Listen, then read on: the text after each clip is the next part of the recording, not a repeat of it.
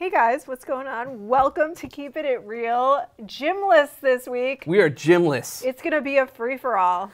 Oh, Lord. Anticipate epic levels of disaster. You don't know what you're in for. And so much news, too. So many trailers dropped. I know. He left on the week where there's everything to talk about here on the IGN Movies podcast, but we're going to dive right in anyway. Bloop. So every single trailer ever in the history of man dropped this week. Let's just list off some of the top selections, and then we're going to decide which is the very, very best. I mean, like, you're kind of thinking about, like, here are the trailers I really want to see this year in trailers. They all happened on this weekend. We had Batman vs. Superman. Yes. We had the Fantastic Four. We had Star Wars. We had Jurassic World and Tomorrowland. Thank you very much. Absolutely. So right off the bat, pick your favorite. Star Wars. Yeah, obviously. Star Wars, Force Awakens. It's funny, we write down these conversations and then we're like, this is the quickest conversation ever. Well, I mean, there's plenty to dig into on these trailers. So, but Force Awakens, I think, nailed it. It had the, like, joy. It had the, it was just, it made me feel that exuberant feeling that I was hoping to feel from the prequels, you know, like, and it took me back to that place, and I think that's why that, you know, if you haven't seen it, watch the Matthew McConaughey crying trailer. I think that's why so many fans were at that place. They were like, this is what we want, you know, like, amen, brother. I loved the teaser as well, but it's funny because I was on a set visit, trapped in a trailer, which in 1 hour of internet appeared in a very long day. Like, and we watched that trailer 5 times in a row, and it was the exact reaction of McConaughey, because it does. It is the joy, it's the pure joy, it's the exuberance, but it's also, there was some stuff in there. Yeah, lots of mysteries going on, and I think lots of things to dig into. Vader's. Back to back, we've had people come into the office. We talked to Oscar Isaac, and we talked to other folks. And over the last couple of days, it's like people stay after and they want to talk to you about, you know, like the extra stuff. You know, like it's kind of the thing that everybody's talking about right now. And I thought they did such a good job of just they didn't actually give us a ton. It wasn't like there was like so much new stuff that. You feel like the whole. I feel like they did give us a ton. No, I'm saying like they didn't give away a ton. They gave us a bunch of different stuff. Yeah. But they didn't. It's not like we're sitting here like, well, now I know the whole story, and I don't have to watch a movie. No, but and I'm I hope making that up continues. so many stories in my mind. Exactly. I hope that continues. Let me ask you the key question that we were just asked by one of our guests. It's been one of the big debates of the trailer, because there's that VO, right? And it sounds like Luke. We assume it's from Jedi, right? It's from Jedi. It's like, you know, the Force, my father has it. Yeah. Present tense. Present tense. We saw the melty, decrepit, decaying Vader mask, right? I have it. My sister has it. You have it too. Who is he talking to? Is that just from the last film? Is that applied to this film? Or is it mysteriously, even though it sounds just like him, not Luke? I don't know. I think it's Luke, for one thing. And I think maybe that people are reading too much into it. I know it's important, but what planet do you live on? No, but I mean not that people are reading too much into it, but it's like reading too much into it. It's like you know, he put his like robot hand on R2-D2. We assume he did. We assume that's Luke. We think that's Luke, right? Do you think it's Luke? I think it's probably Luke. I mean, what I'm saying is it doesn't necessarily have to be literal. Yeah. Each of those shots along with this, I mean, I'm sure it is, but like it doesn't have to be. Yeah. So it's like all the speculation is fun, but it's like at the end of the day, we don't know. We don't know. Yeah, but that's the fun part. There's that yellow alien hand that reaches in, you know? That's the fun part of speculation, dude. I know, I know. Who do you think it is? What do you think it is?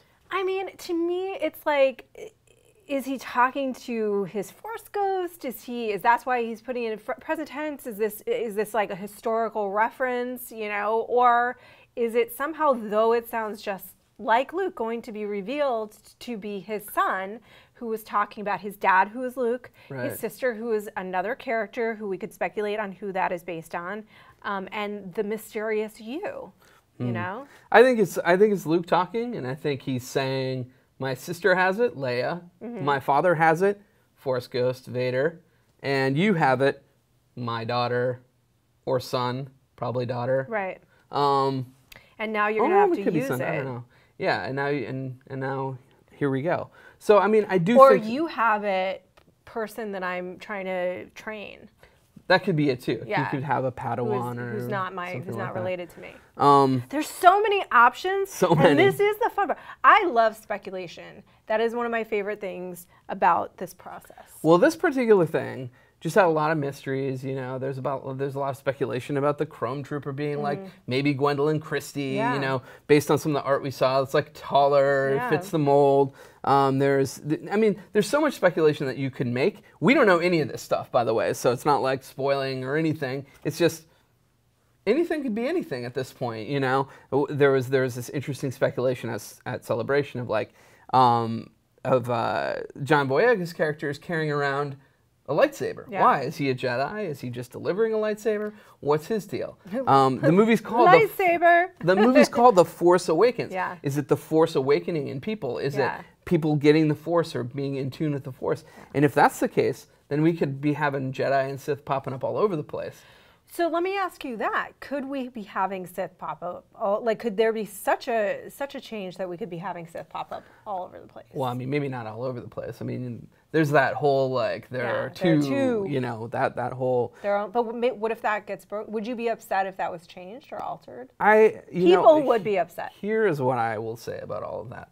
I'm not going to be upset about any changes that tell a good story. Okay. You know?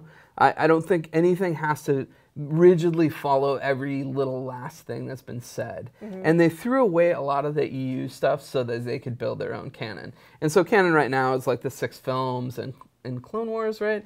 And yeah, it's the films, it is Clone Wars, Rebels, and the new comics and the new books. Comics. Yeah. So it's a whole new world.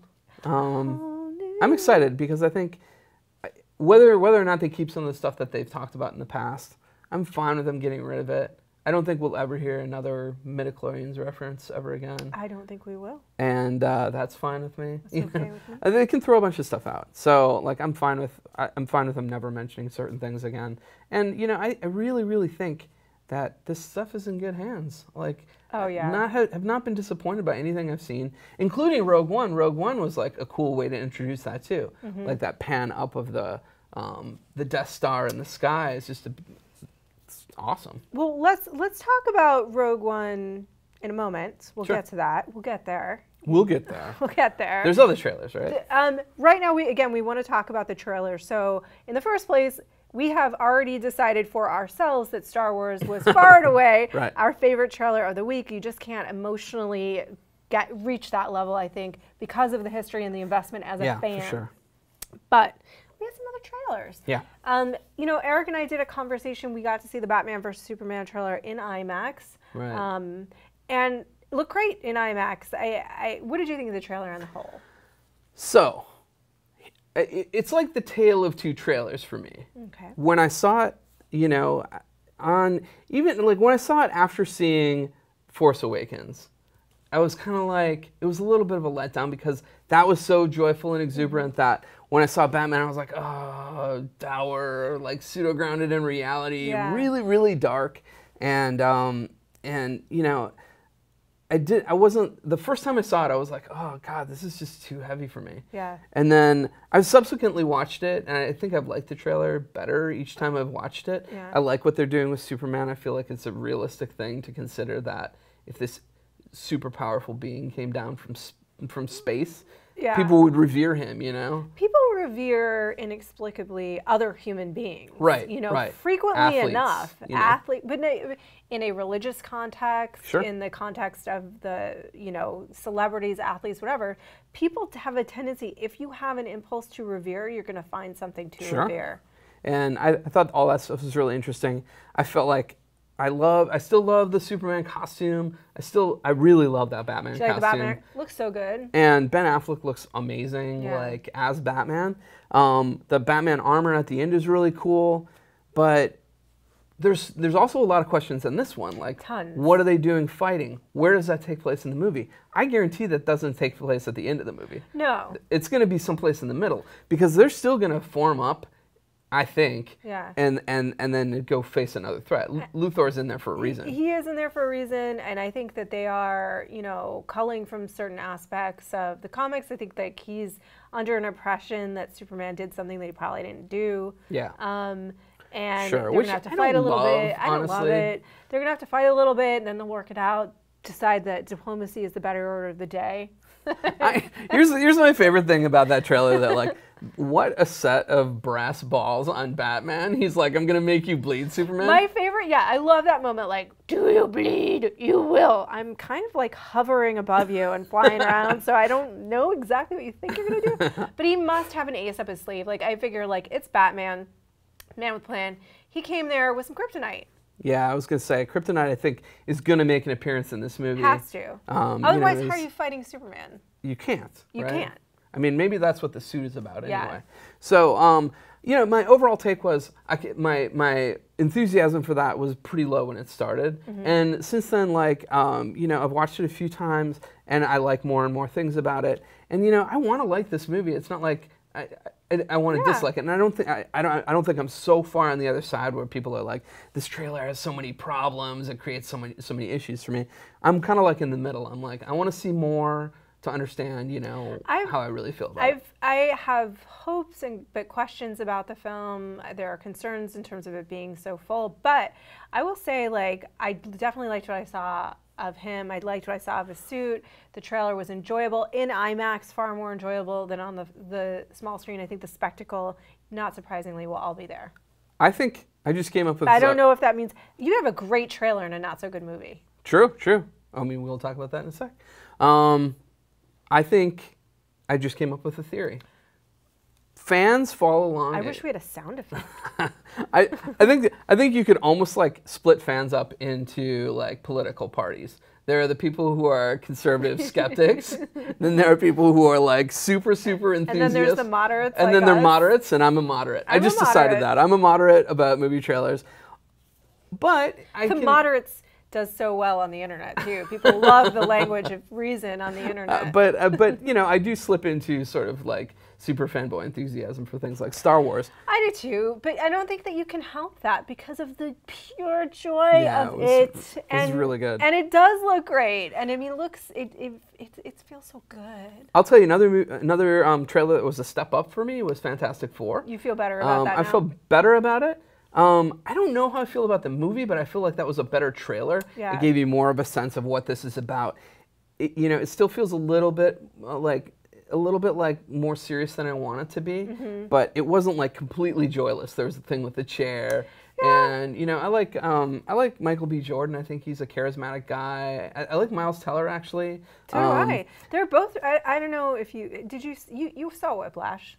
No, I haven't yet. Did you see Fruitville Station? No. Okay. Everybody, including Chris. Do you notice how I don't watch dramas? You should see Whiplash and Fruitville Station. I mean, they're great actors, both of them. Yeah. No, so I mean, I know they can bring it. But I really thought this trailer delivered more than the other one had. Yeah. And the other one just kind of left me like, okay, intrigued, but like, what is this movie really about? And you didn't get a sense of it being a team and all that stuff. I think that the changes that have been made, it's going to be really hard to please the hardcore fans. For sure. I think that you've gone in a direction that isn't going to please them. Yeah. You know, whether it ends up being a good story or not, I don't know. What do you think of the Doom look? I guess. Mediocre. Yeah. I mean, to be honest, like I watched that trailer and I don't hate it or anything. I just feel kind of indifferent, you know. I feel like you're not selling me, but you're not telling me that it's terrible. I don't think it's going to be terrible. I think it is a better trailer, but I'm still left with a lot of questions about the film, and I think that they've maybe taken the wrong turn in terms of tone. Yeah, I mean, it could have been brighter. I think what they're trying to avoid, though, is that the last time out it went too bright and maybe too like it was like two general audiences probably. Yeah. And I think you found that. Well, I'm going to undercut my own point. I was going to say, Guardians went bright. Yeah. But they nailed that tone so perfectly. They did. That is what I think they would do with the Fantastic Four movie if Marvel was making it. Because James Gunn is so self-aware, And I think that that the passion that he had was so sincere, but he also is like, he knows how to balance the sweet with the salty. You know what I mean? Yeah, for sure. They had the whole. I was like the whole. I'm just thinking about lunch. The sweet and salty. And next up, we're going to talk about salted caramel. I love, and I know I've said it a million times, I love that movie so wholeheartedly. Yeah, I know. It's so good. Well, okay, real quickly, the other trailers that dropped this week. Tomorrowland, you said you felt like it didn't really bring in that much new to the I'm table. on board with Tomorrowland already, and I want to see it already. So, like, new trailers are kind of like, yeah, okay, cool. Yeah, I like this premise. I want to see Star Wars already, and if you had a new trailer this week, I would just get just as excited. I'm not as excited, I will say, for Tomorrowland as I am for, things like Star Wars. Yeah. It's like, partially because it's new to me, and like I want to go and see. But you know what it makes me feel like? It's kind of like Super 8 to me. It gives me that kind of feeling where I'm like, yeah, that looks good. Yeah, that looks good. I want to see that. But it's not like, oh my God, when is Force Awakens coming? And Jurassic World, December 18th. Super on board for that movie already. You are the biggest Jurassic Park fan, I think, Lucy is Daniel Krupa has, Daniel, and I think Lucy actually probably wins like everybody. It's like a three-way tie. But that's her favorite movie of all time. So she wins for sure. Lucy is one of our Australian writers, and she's awesome. And she loves Jurassic Park, Lucy. Or Jurassic Park in general. And I think we're both excited about Jurassic World. Now, a new trailer again. It's kind of like confirmed what we already know. This is a movie that's going along this path. You said you didn't like some of the dialogue in it? No, I mean, I think that look, I am what I said about it, and I will say again, is that I am completely on board with dinosaurs battling each other. Right. Because that is very close to monsters battling each other, which I am also on board with. Yeah. So like battles, huge things. Beasts like tearing at each other, cool. Like, if you want to get Pratt riding one, also fine with that. Like, I don't know about that. I will watch that.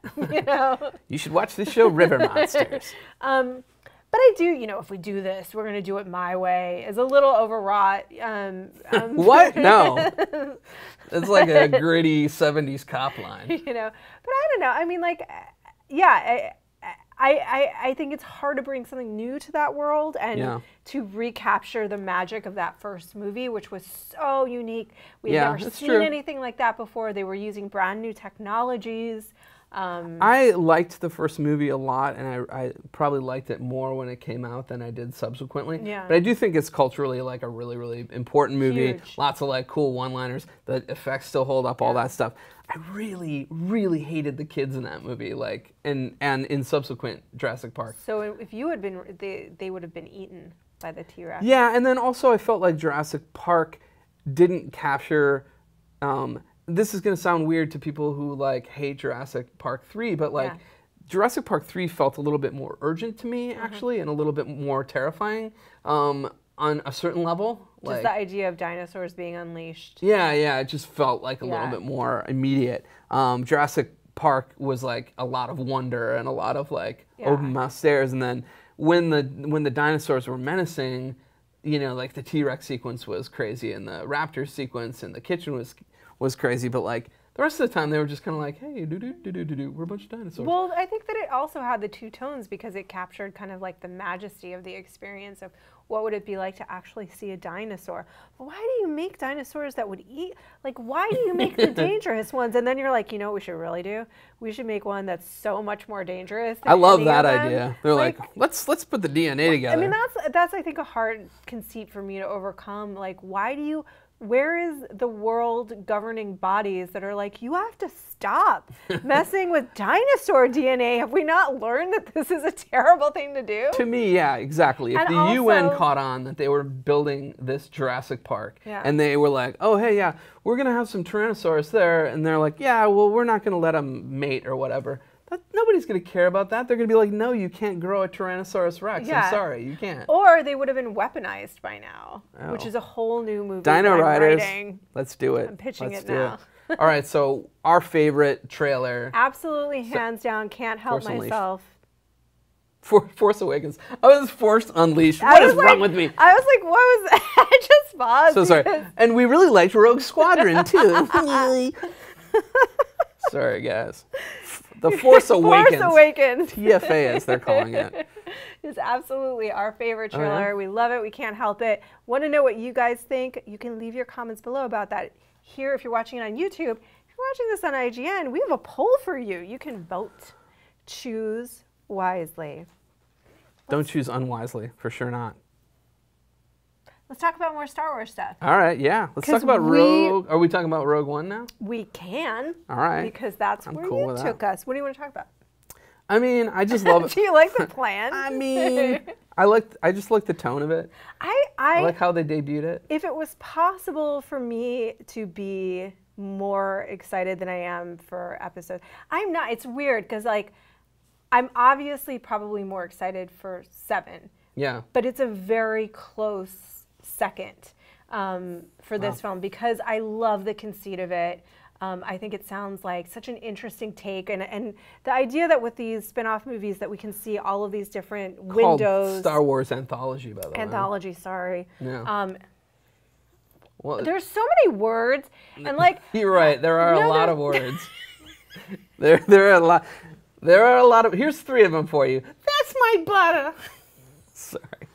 Had to do it. Those are the best words. Here's my butter is like the fact that they're like changing the name of the Empire and like I'm like, stop confusing everything. I don't think it's going to be confusing when it actually happens. Right now, as we're like digging out all the elements of it, it's confusing. But like by the time we get to those movies, when you see the movie, it'll make total sense. But you have to like even like just doing this job where you have to be like, oh, it's Marvel's Avengers: Age of Ultron. It's like, can we just name something and not? Well, it's like Marvel's blank is in front of every one of their properties. There's so many words. Interesting that they took the episode titles off and now it's just Star Wars: The Force Awakens. Yeah. They're kind of saying, hey, new stuff. New stuff, yeah. We are talking about Rogue One. We do I don't know, honestly, if they're going to call it Star Wars Anthology Rogue One. I think they're just going to call it... I hope not. I think they're actually just going to call it Rogue One. I think so, too, because that is way too cumbersome, Star Wars Anthology Rogue One. But anyway, with these anthology films... Right. There is an opportunity, and that's been the coolest part of this, to see these different... Like, it's a galaxy. Like, there's just... so many angles to approach this, you know, and I like this approach a lot. I think it's really it's really smart because it's this key moment that is also just kind of a toss-away moment. Like, oh, we got these plans. A lot of people died getting these plans. Well, what happened? Yeah. You know, who got them? How? I love the fact that they say no Jedi. They're like, no Jedi. Yeah. I mean, we'll see. There may be Jedi, but like, it truly is a war movie. It's about these pilots, you know, it's about... Rogue One kind of indicates that it's like maybe the first of the X-Wing pilots and stuff like we've talked about that. You saw the imagery there. It's on this jungle planet. You saw the it looks like when the I think so outmatched. We were getting all the like updates from people in the hall like texting us, and it was like, oh, it's like Yavin or it's like this or that. And so, yeah, I mean, we don't know all the details, but yeah. Well, you have to imagine, too, and I think that one of the appealing things about the first trilogy was that they were just so outmatched, you know what I mean? Sure. And, like, that is a really compelling story to watch the people that you are rooting for, that it is kind of, like, on the right side of things, you know? You don't see that a lot in movies anymore. Well, more and more, I guess, now. Anyway. Yeah. But fighting the good fight, and that's what it feels like to me. Like they're gonna have to get really scrappy to get those plans. Absolutely, and you know there's gonna be scrappy is probably not the right word. You know there's gonna be tragedy in it and all that stuff. You know, like they said that. And anyone can die. It's true. It's true. Because it's none of these people. None of these people necessarily are going to live for sure. And they did make a lot of references to the fact that it's a war film and that they got the cinematographer from 0 Dark 30. Yeah. I mean, right there, that's a different sort of approach than some other stuff. It's interesting that they've made that distinction because they're all war movies. They truly are, but like this one is going to feel, I think, like gritty. You're entrenched in a battalion of fighters doing this thing, and so it might lack some of the like chromy sheen of some of the movies, and I'm cool with that. Well, the prequels aren't necessarily war movies; they're politics movies. More like movies about, it's like watching C-SPAN, but galactic C-SPAN. Galactic C-SPAN leading to war, but trying to avoid it. You know what I mean? And then Yoda shows up and spins around. But Seven looks like it's at least in part a war movie as well. And we talked to Oscar Isaac the other day, and he's certainly taking that approach in terms of his research and looking at World War II pilots and stuff like that. Yeah. He seems like he's got his head screwed on right about Star Wars and all the sort of elements of what comes along with it. You talked to them about, you know, working with people like Carrie Fisher and Harrison Ford, and just sort of like what it's like to arrive on that set. Tell us about what he said. Tell us about. Tell us. Segue. Okay, so we talked to Oscar Isaac, who plays Poe Dameron, who as yet, you know, he name's catching on with me. Like catching I'm on. starting like to feel it more like it's a name in that universe now. He is a X-wing. We're all trying to piece together exactly what's happening. Right. But here's the guess. Here's the going guess. Like, he is a pilot who crashes, right, and then meets John Boyega's stormtrooper character. They intersect, and we've seen him intersect with Daisy Ridley. Right. Rey. And or Kira, depending. Yeah. And also there's little BB-8 in the mix. Oh, that guy is so cute. And that was one of the best parts of the presentation, I have to say, is when BB-8 came out and you're like, oh, that thing's real. And they had said many, many times the technology's real. But then and it's to really cool. see it. But it's really cool to see it in person. It's like when you're a child and you see an actual R2-D2 roll up, you're just like, pfft. Yeah, because I don't feel that way anymore. Awesome. Yeah, I know, you're right. I still do. But there's so many, like, you go to conventions, you see so many droids around, you know, that it's like, it's almost like, ugh.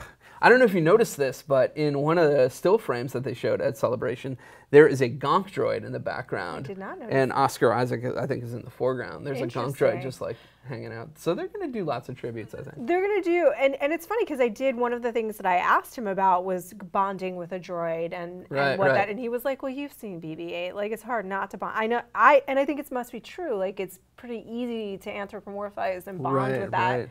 He did talk about how, like, you know, you have that moment arriving on set and it's like, how did I even get here? But then ultimately you have to give over to the nature of that relationship. He did say at Celebration that a certain princess sends him on a mission. We assume it's our princess. We were talking, you know, you were talking about him bonding with BB-8. We were saying, like, even at Celebration, that we think BB-8 is his droid that goes in his X-Wing. Yeah. Even though, you know, he's got the black helmet, and they were talking about color coding, you know, everything across the board. I still think that BB-8 ends up as his droid at some point. I think so too. Even if he starts out with like a droid that is black in his X-Wing, I think he's going to ultimately end up with BB-8. I think so why is he talking about bonding otherwise? Yeah, I think that's going to be his droid. Yeah, I mean, you know, I think he definitely has the right mindset, and I think it'll be interesting to see how these relationships, it looked to us like on that stage, you get the three of them together, and it's like, this really is a mirror of that original trilogy in terms of the relationships. I think they will be different. Yeah.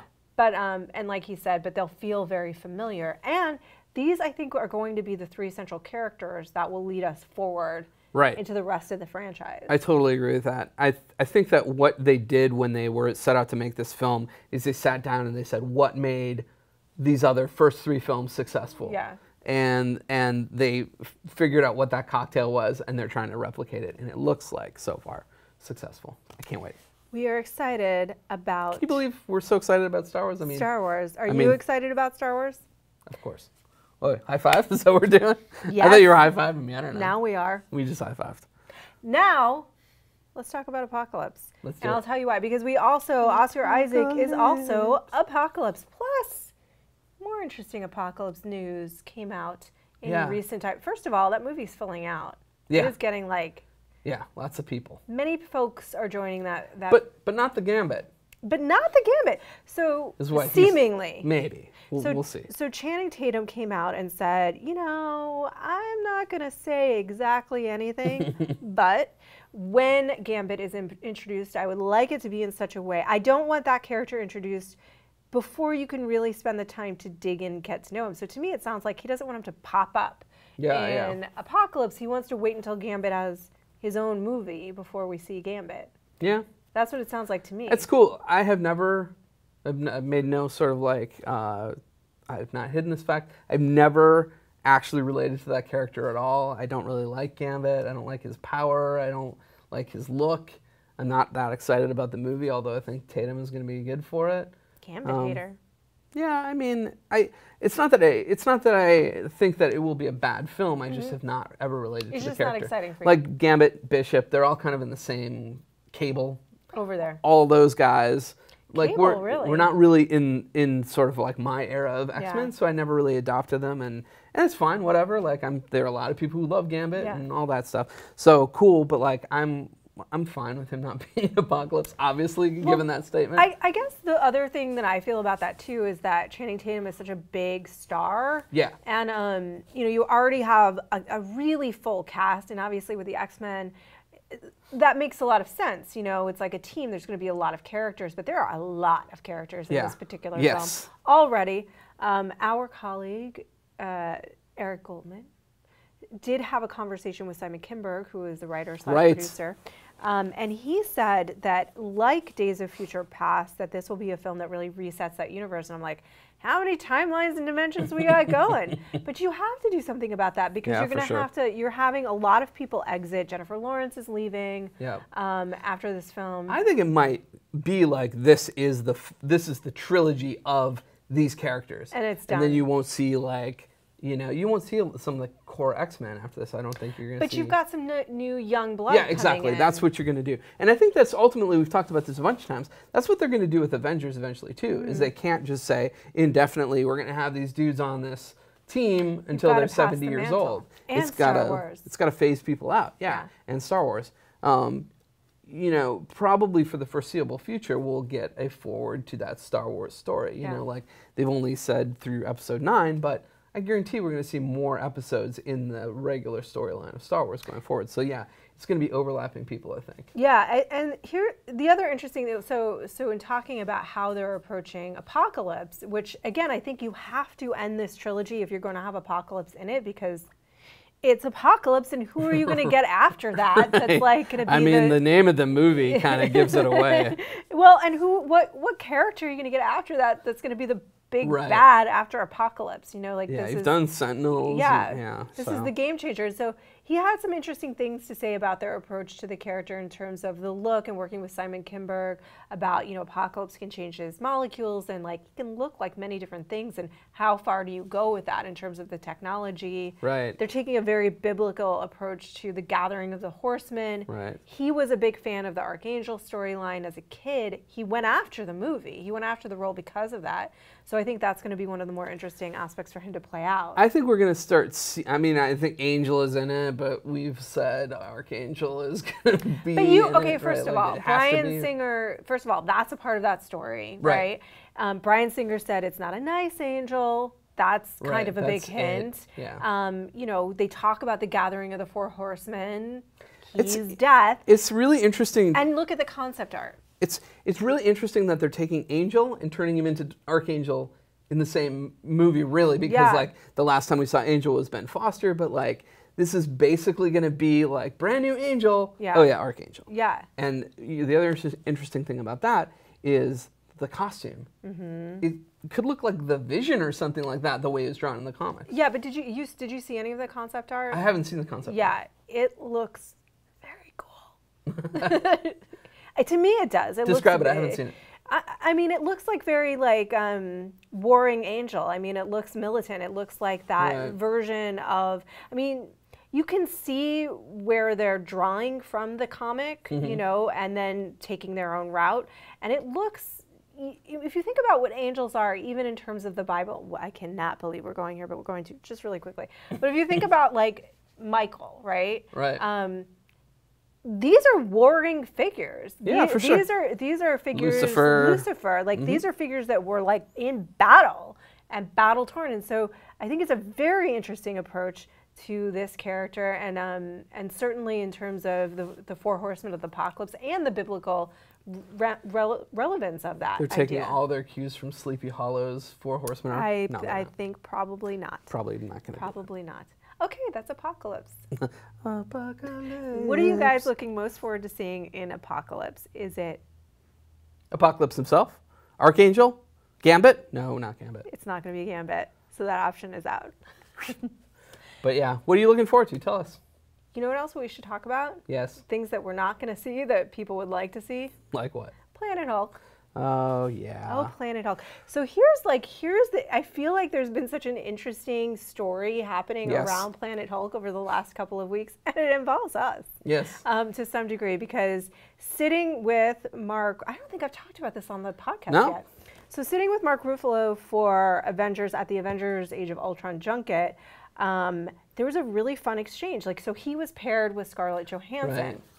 And basically, I was just talking about where, Hulk really hasn't had a standalone movie yet. Where would he like to see him go? Well, he has, but as Mark Ruffalo. Mark Ruffalo, the Hulk, has not. Right. Exactly. So where would you like to see the character go next? Well, and he said, well, there's all kinds of interesting places he could go. Scarlett, your phone is going off. My phone just went off. It's not farts. It's his phone. Somebody called off my phone being a fart in one of these podcasts. One of the podcasts. It was not a fart. It's they my said phone. we were farting, but we weren't. That's their butter. Yeah. We shan't fart we indiscreetly on this podcast. Well, maybe. We can't make any promises. Let's talk about the Hulk. Okay, let's do. Okay, so Mark Ruffalo during the Avengers Age of Ultron junket, basically in our exchange, I said, where is the Hulk going to go next? Or where would you like to see him go next? He said, there's all kinds of places for this character to go. Scarlett Johansson said, like where? And I was like, space? And just kind of jokingly, and he goes, oh yeah, he's definitely going to space. I like how he's just like, oh, let me drop this huge, right, huge bomb. And I think my face must have done one of these, and he's like, even on audio, you can tell what your face did. I just sounded more like Scooby-Doo, though. He's like, yeah, there's been discussion of a Planet Hulk movie, and I'm like, would you like to see that? And he's like, yeah, I'd definitely be entertained. Love to entertain that idea. But as it turns out, as has been revealed, I think he said he went into a little further depth with Collider about this, about the fact that Universal actually has the rights to the distribution rights to a solo Hulk movie. So Marvel Studios, which is crazy, this is what happens. So basically, Marvel Studios has the rights to the character. But Disney did not purchase the rights to the distribution of a standalone Hulk movie, which is probably why we haven't and will not see one. Then our colleague Chris Tilley talked to Joss Whedon, who went into a little more detail about the complications of the rights, but also the creative complications, which Kevin Feige has talked about, of developing a Planet Hulk movie, when really a lot of the draw of the Hulk is these Banner. You want Banner in there. You don't really want it to be like just the Hulk running around necessarily. Like, that's maybe interesting for a comic. It's not as interesting for maybe general... Or an animated movie. Yeah, like, I don't feel like general audiences will buy into that as much as, like this character with some duality. Yeah. And I think it's just the Hulk as the Hulk, just stuck in that form, to me is less interesting. Yeah. I feel like I personally need the Hulk to be the sort of like two individual parts. Let's talk about you had this theory, I think, initially for how we could see elements of Planet Hulk. So, I mean, we don't know really where characters are going to end up, but it's sort of like, I think space is such a big deal to Marvel in general, and they've been working towards everything in space and Guardians, etc. And Thanos is a big clue to that. So, well, there's also Asgard and everything in space, right? So I can see Hulk getting up there, and possibly as a part of Infinity War. Right. So that it wouldn't be a Planet Hulk movie, but it would be elements of Hulk in space, which maybe would be some Planet Hulk as a part of these bigger movies. Yeah, and you have two movies to explore it. So, if you wanted to do a Planet Hulk, and we're not saying this is happening for sure, but if you wanted to do a Planet Hulk movie, you could put him there in the first movie, and then he comes back to save the day in the second movie, like gets off of wherever, Planet Hulk. Exactly. So I could see that being it. And also the other hint at that potential thing is that Planet Hulk is kind of a direct result of Civil War, if I'm not mistaken. Well, He's not, Hulk isn't in Civil War, because I believe the chronology is, and correct me if I'm wrong, I know you will, but I believe that this is actually the right chronology, that Hulk is already in space and on planet Hulk and is not a part of Civil War.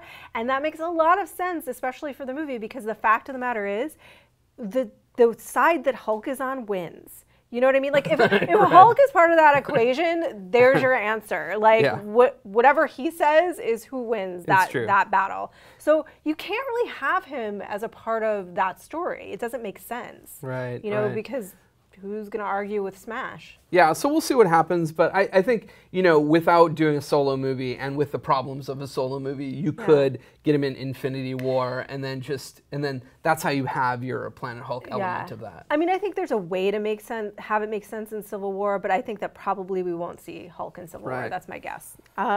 Anyway, that's why we're probably not going to see a Planet Hulk or a Hulk standalone movie. Sad. What do you guys think? Do you want to see a Planet Hulk or a Hulk standalone? Are you sad? Do you feel like maybe we're right that you'll just see part of it? Leave your comments below. Hey, you know what else we should talk about? What? Joss Whedon. Yeah. He said so much. So our colleague Chris Tilley did an interview with him. He has lots of good stuff, juicy stuff coming out about over the course of the week. So I don't actually want to spoil anything, because I think that the Hulk stuff is the only stuff that he's released so far. Well, he's actually been talking quite a bit about a lot of different things. So many things. Yeah, he's kind of talking about how, you know, he's fine with being done with the Marvel Cinematic Universe. Well, that was the conversation. That was like a bit of the interview that I did with him. He talked about, I was like, look, I mean, you know, you're ostensibly speaking done with this, but Spider-Man's back. Like, don't you want to be a part of that? Right. And he's like, look, there's a lot of great sand in this sandbox. I wanted to do this my whole life, but now I have, and hopefully you guys will have liked it, and it's time to move on. And he basically has constantly talked about, he's not hidden how exhausting this process is. Right. And how... It is. It's 5 years of like really, really hardcore work. And I think that's just, you know, that takes a toll on anybody. And I feel like he said at the end that what he wants to accomplish is sleep. Yeah, it's time to dream a dream of sleep. What do you think he'll actually do? He doesn't rest. I think he will actually take a little bit of time off. And then I think he'll return and do something more personal before like delving back into a big thing, you know. This is my guess, because he doesn't rest well, because the last time he had a vacation, he went in his backyard and he made a Shakespeare movie.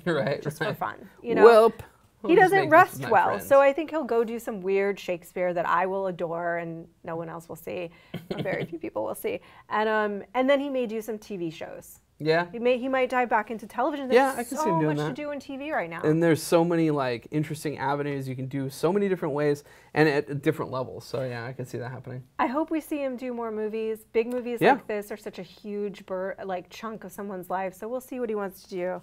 All right, guys. I don't have any reader email this week. My excuse is that I suck. I didn't even know how to access it. I mean, I think I get it, but I'm not even really. This is the black hole of reader email. Jim is in charge of that. Jim is in charge of that. Damn it, Jim! Damn it, Jim!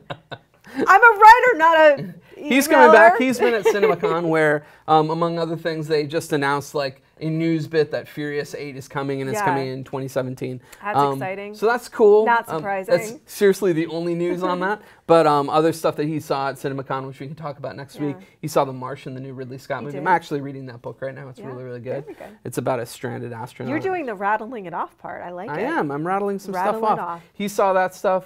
He's got a little bit more detail on Fantastic Four. We'll talk about that. He's doing an interview today for that. Yeah, so we'll see. We'll hear some more stuff from Jim next week about CinemaCon. But yeah, I mean. But for now, send him tweets with the hashtag #DamnItJim, no reader email. Damn it, Jim. Oh, poor Jim. A lot of other stuff happened this week, by the way. Like Tyler Perry is in Teenage Mutant Ninja Turtles. Yeah, that's crazy. There's just so much to dig into. We cherry picked the very the biggest stuff happened, and we did that. I am really sorry that we're going to have to cut this short because I have to go to see Avengers. Damn it, Chris. Hashtag damn it, Chris. That's a serious, terrible, humble brag. You're going to see the Avengers. You're going to text me as soon as you're done and let me know what you think. And we'll talk about it more next week. I think we can kind of in earnest talk a little bit more about Avengers. maybe the week after. We'll see. We can do a spoiler cast. We'll do a spoiler cast. All right, guys, thank you so much for tuning in to this free-for-all episode of Keeping It Real. Thanks to Butter and Little Padded Butter. I don't know what the hell you're talking about, but yeah. We will see you next week for all things movies, geek, and butter. Keep it real. real.